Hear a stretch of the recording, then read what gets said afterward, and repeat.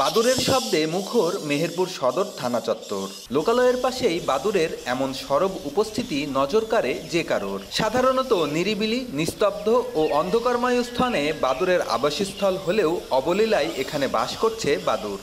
হাজারো বাদুড়ের এই অভয়ারণ্যকে টিকিয়ে রাখতে চান থানা কর্তৃপক্ষ।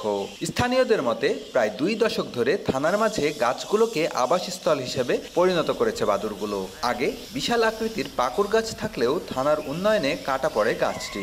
পরে থানায় থাকা আম, জাম এবং ঝাউ গাছে অবস্থান নেয় প্রাণীগুলো।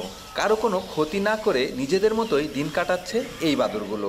প্রাণী হলো সেটা একটা প্রাণী, আরও বেশি হোক, আমদানি হোক, আরও গাছ লাগাক, আরও বাদুড় কেন, আরও বিভিন্ন জাতের পাখি এসে বাসা বাঁধুক, এটাই চাই। আমরা যে স্কুলে এই পথ দিয়ে যাওয়া আসা করি, অনেক দিন ধরে এই বাদুড়গুলো আমরা দেখছি। তো আস্তে আস্তে যে গাছপালা কাটার ফলে এই বাদুড়গুলো নষ্ট হয়ে যাচ্ছে, থাকছে না। তো আমাদের উচিত যে এই বাদুড়গুলো সংরক্ষণের জন্য বেশি বেশি গাছপালা লাগানো। নগদে 500 টাকা বা তার বেশি পেমেন্টে পেতে পারেন ঢাকায় জমিসহ 20 কোটি টাকার পুরস্কার। আমার বুদ্ধি হওয়ার পর থেকেই দেখছি এখানে পাশে অনেক বড় একটা গাছ ছিল, ঠিক আছে, ওই গাছে অনেক বাদুড় ছিল। তো গাছটা কেটে ফেলার পর ওগুলো আপনার আবার চলে গেছিলো। দেন আবার পুকুরের ধারে মানে নদীর ধারে যে গাছগুলো হয় সেই গাছগুলো দেখে বাদুড়গুলো আবার ব্যাক আসে। ব্যাক আসার কারণ কি, ওরা কোনো জায়গায় ঠাঁই পায় নাই। তো আমাদের উচিত গাছ বাঁচিয়ে রাখা, গাছ রাখা।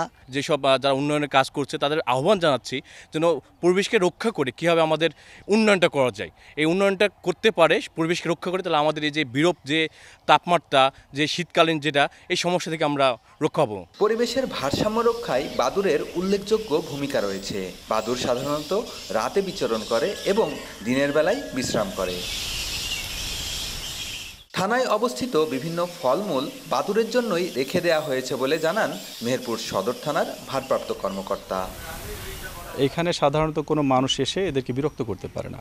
সাধারণ লোকালয় থেকে এই পাশে নদী আপনারা দেখবেন, নদীটা ডিস্টেন্স আছে, এখানে কিন্তু তার কোনো পাখি শিকার করা এটা কিন্তু অসম্ভব। আর পুলিশের যেটা আমাদের পক্ষ থেকে এক শক্ত একটা নজরদারি থাকে এবং বাধা থাকে, বিঘ্ন থাকে যে কেউ যেন এসে মারতে না পারে, কোনো ডিস্টার্ব বা বিরক্তি না করতে পারে। এই জন্য হয়তো বা এই জায়গাটা তারা বেশ, এবং পর্যাপ্ত পরিমাণ গাছ আছে, খাবারও কিছু ব্যবস্থা আছে। স্থানীয় ও সদর থানা পুলিশের ধারণা এখানে 10,000-এর অধিক বাদুড়ের বসবাস।